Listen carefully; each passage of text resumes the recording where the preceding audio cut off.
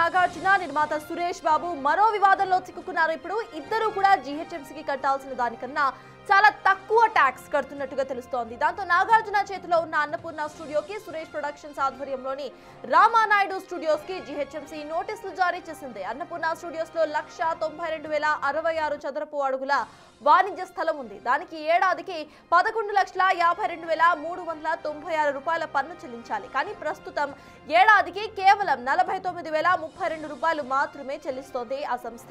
ఇక 1,92,000 చదరపు అడుగుల వాణిజ్య స్థలం ఉంటే నాగార్జున మాత్రం 8,000 చదరపు అడుగులే చూపిస్తున్నారు. అన్నపూర్ణ స్టూడియోలో షూటింగ్ చేయాలంటే ఒక్క ఫ్లోర్ కు రోజుకు 2 లక్షల రూపాయలు అద్దెలాగా వసూలు చేస్తూ ఉంటారు. అన్నపూర్ణలో 4 ఫ్లోర్స్ ఉన్నాయి. Dubbing studios, VFX studios, film institute, editing studios సైతం ఉన్నాయి. బిగ్ బాస్ హౌస్ కూడా అన్నపూర్ణ స్టూడియోస్ లోనే ఉంది. అన్నపూర్ణ స్టూడియోస్ కు ప్రతిరోజు ఎంత లేదన్నా సరే కనీసం 25 లక్షల రూపాయలకు పైగా ఆదాయం వస్తూ ఉంటుంది. రోజుకు 25 లక్షలు సంపాదించే వాళ్ళు ఏడాదికి 11 లక్షల పన్ను కట్టలేరా? కోట్లలో ఆదాయం ఆర్జిస్తూ ఏడాదికి 49,000 పన్ను మాత్రమే చెల్లిస్తారా? పైరసీతో తమ సినిమాలకు నష్టం కలుగుతుందని గగ్గోలు పడుతున్న వాళ్ళు ప్రభుత్వానికి మాత్రం పన్ను ఎగవేయచ్చా అనే ప్రశ్నలు వెలువెత్తుతున్నాయి. ఇక సురేష్ ప్రొడక్షన్స్ కూడా జీహెచ్ఎంసీకి భారీగా పన్ను ఎగవేస్తోంది. సురేష్ ప్రొడక్షన్స్ ఆధ్వర్యంలో రామానాయుడు స్టూడియోలో షూటింగ్ చేయాలంటే రోజుకు కనీసం 1,00,000 రూపాయలు చెల్లించాలి. ఇక్కడ ఒక shooting floor, preview theatre, open shooting areas ఉన్నాయి. రామానాయుడు స్టూడియోస్ వాస్తవంగా కట్టాల్సిన పన్ను 2,73,104 రూపాయలైతే ప్రస్తుతం ఏడాదికి 7,614 రూపాయలు మాత్రమే చెల్లిస్తున్నారు. 68,276 చదరపు అడుగుల వాణిజ్య స్థల విస్తీర్ణం ఉంటే 1,903 చదరపు అడుగులు మాత్రమే చూపిస్తోంది సురేష్ ప్రొడక్షన్స్. సొసైటీలో సెలబ్రిటీస్ గా చలామణి అవుతూ అందరికీ నీతులు చెప్పేవాళ్ళు ప్రభుత్వానికి కట్టాల్సిన పన్నులు మాత్రం కట్టరా అని అంతా మండిపడుతున్నారు.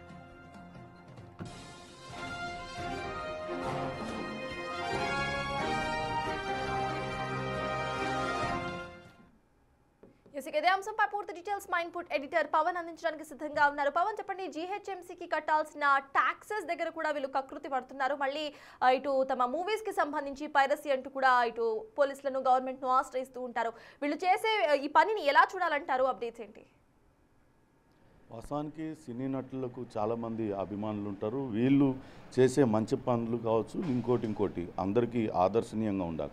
అట్లాంటి స్థానంలో ఉన్న ఈ నటులు తమ పొజిషన్ని దుర్వినియోగం చేస్తున్నట్లుగా భావించాల్సి ఉంటుంది. ఎందుకంటే మనం బాలీవుడ్లో చూసినట్లయితే బాలీవుడ్లో హయ్యెస్ట్ ట్యాక్స్ పెయిడ్ యాక్టర్గా అక్షయ్ కుమార్ నిలుస్తారు. ఆయన అభిమానులు నిజంగా కూడా ఆయన ఆదర్శంగా తీసుకుంటారు. కానీ మన దగ్గర కట్టాల్సిన పన్నుల్ని ఎగవేతకు పాల్పడుతున్నారు. నిన్న మొన్నటిదాకా చెరువుని కబ్జా చేసి ఆ చెరువులో ఎన్కన్వెన్షన్ నిర్మించి పెద్ద ఎత్తున ఆర్జించుకుంటా ఉన్నారు. హైడ్రా కూల్చివేసిన తర్వాత ఆ చెరువులో ఆక్రమించిన భూమిని తిరిగిచ్చేస్తున్నట్టుగా ప్రకటించారు. దాంతో ఆ వివాదం అక్కడితో ముగిసిపోయింది. కానీ ఇప్పుడు చూస్తే అటు తెలుగు సినీ రంగానికి 2 అగ్ర కుటుంబాలు, ఈ 2 కూడా రామానాయుడు, అక్కినేని నాగేశ్వరరావు తమ సినీ వారసత్వాన్ని కొనసాగిస్తున్నాయి. ఇక్కడ సినీ పరిశ్రమ రావడానికి తమ వంతు ప్రయత్నం చేశారు. ఇక్కడ స్టూడియోలు నిర్మించారు. అనేక మందికి ఉపాధి కల్పిస్తున్నారు. ఇదంతా పక్కన పెడితే కట్టాల్సిన పన్ను ఎగవేయడం పైనే ఇప్పుడు ప్రధానంగా జరుగుతుంది. దీనికి జీహెచ్ఎంసీ ఆ 2 సంస్థలకి నోటీసులు జారీ చేసింది. వాస్తవానికి అన్నపూర్ణ స్టూడియో కావచ్చు, ఇటు సురేష్ ప్రొడక్షన్స్ ఆధ్వర్యంలో నడుస్తున్న రామానాయుడు స్టూడియో, 2 కూడా 2 స్టూడియోస్ ఉన్నాయి. ఇక్కడ సురేష్ ప్రొడక్షన్స్కు ఫిలిం నగర్ డౌన్లో ఒక స్టూడియో ఉంటుంది, రామానాయుడు స్టూడియో, అట్లనే నానక్రామ్గూడలో మరొక స్టూడియో ఉంది. ఇక Annapurna studio main Banjara Hills road number 1లో అక్కడ ఒకటి ఉంటుంది. అట్లనే 7 ఏకర్స్ అనే పేరుతో కృష్ణానగర్ పరిధిలో మరొక స్టూడియో కూడా ఉంది. ప్రస్తుతం వివాదం అంతా కూడా కృష్ణానగర్ స్టూడియోకి సంబంధించే. వాస్తవానికి ఆ స్టూడియోలో మొత్తం వాణిజ్య స్థలం దాదాపుగా 1,92,000 చదరపు అడుగులు, స్క్వేర్ ఫీట్ ఉంటుంది. కానీ దాన్ని చాలా తగ్గించి చూపుతున్నారు. కేవలం 8,000 అడుగులుగానే చెప్తూ అంతకు మాత్రమే పన్ను కడుతూ ఉన్నారు. 49,032 రూపాయలు మాత్రమే పన్ను కడుతున్నారు. ఇన్ని సంవత్సరాలుగా వాళ్ళు అలానే కడుతున్నారు. వాస్తవానికి మనం చూసినట్లయితే అన్నపూర్ణ స్టూడియోలో షూటింగ్ జరగకుండా ఒక్కరోజు కూడా ఖాళీ ఉండదు. అందులో ఉన్న 4 ఫ్లోర్లు ఎప్పుడూ ఆక్యుపై అయ్యే ఉంటాయి. ఇంకా డబ్బింగ్ స్టూడియోస్ ఉన్నాయి, వేరే విఎఫ్ఎక్స్ స్టూడియో ఒకటి ఉంది, ఇన్ని ఉన్నాయి. అన్నీ కూడా ఫుల్గా నడుస్తూనే ఉంటాయి. దాని నుంచి రోజుకు లక్షల రూపాయల ఆదాయం వస్తుంది. కానీ వీళ్ళు సంవత్సరానికి కట్టాల్సిన 11 లక్షల రూపాయలు కట్టే బదులు వీళ్ళు 4 లక్షలే కడుతున్నారు. 49,000 రూపాయలు మాత్రమే కడుతున్నారు. అంటే 11 లక్షల రూపాయలు సంవత్సరానికి అటు జిహెచ్ఎంసీకి రావాల్సిన ఆదాయానికి గండి కొడుతున్నారు. ఈ నేపథ్యంలోనే ఇటీవల అటు మొత్తం జిహెచ్ఎంసీ అధికారులు పూర్తి స్థాయిలో చూశారు, తనిఖీలు చేశారు. తనిఖీలు చేసి 2 సంస్థలకు కూడా నోటీసులు ఇచ్చారు. ఇక సురేష్ ప్రొడక్షన్స్ కూడా తక్కువేం తినలేదు, అది కూడా చాలా పన్ను కట్టాల్సి ఉంది. వాస్తవానికి 2,73,104 రూపాయలు కట్టాలి. కానీ వీళ్ళు కేవలం కడుతున్నది ఎంత, 1903 చదరపు అడుగులకు సంబంధించి 7,614 రూపాయలు మాత్రమే కడుతూ ఉన్నారు. ఇటీవలనే అటు సినీ పైరసీకి సంబంధించి అటు సినీ పరిశ్రమలోని పెద్దలందరూ కూడా పోలీసులను కలిశారు. సినీ పరిశ్రమలో పైరసీ వల్ల తీవ్రంగా నష్టపోతున్నాం, తాము ఆదాయాలను అన్ని ఎత్తుకుపోతున్నారు, సంస్థ పైన ఆధారపడి అనేక మంది బతుకుతూ ఉన్నారు ఈ సినీ పరిశ్రమను నమ్ముకొని. అటువంటి వాళ్ళని పట్టుకోవాలంటూ వాళ్ళు పోలీసులతో గగ్గోలు పెట్టారు.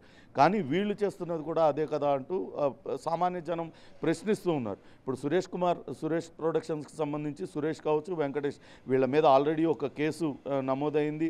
వాళ్ళు అక్కడ ఫిలిం నగర్లో ఉన్న ఒక స్థలాన్ని వేరొక వ్యక్తికి లీజ్కి ఇవ్వడం, అది కోర్టు పరిధిలో ఉన్నప్పుడు కోర్టు స్టే ఆర్డర్ ఇచ్చినప్పుడు కోర్టు నిబంధనలు ఉల్లంఘించి కోర్టు ధిక్కారానికి పాల్పడి అవంతా కూల్చివేశారనే ఆరోపణలు ప్రస్తుతం వాళ్ళు ఎదుర్కొంటున్నారు. తాజాగా ఈ వివాదం కూడా తెర మీదకి వచ్చింది. సెలబ్రిటీలు తాము చేసే పనితో 10 మందికి ఆదర్శంగా ఉండాల్సిన వాళ్ళు ఇటువంటి చిన్న చిన్న విషయాలలో కక్కుర్తిపడి ఇంత తక్కువ మొత్తానికి వాళ్ళు ఈ రకంగా తమ పరువు పోగొట్టుకోవడం ఎంతవరకు సమంజసం అంటూ సినీ నటులను సినీ అభిమానులందరూ కూడా ప్రశ్నిస్తున్న పరిస్థితి అయితే ఉంది.